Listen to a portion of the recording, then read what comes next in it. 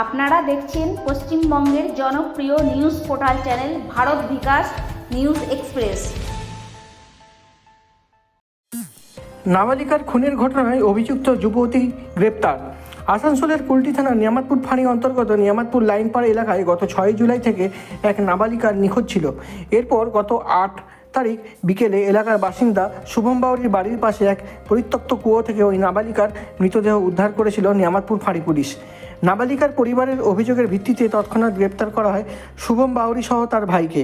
এরপর গতকাল দুপুরে নাবালিকার পরিবারের অভিযোগে থাকা শুভম বাউরির বোনকে আটক করে।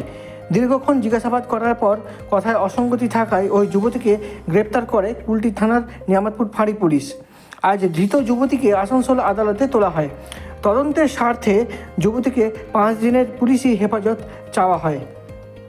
নিজস্ব প্রতিনিধির রিপোর্ট, কুলটি, পশ্চিম বর্ধমান জেলা থেকে।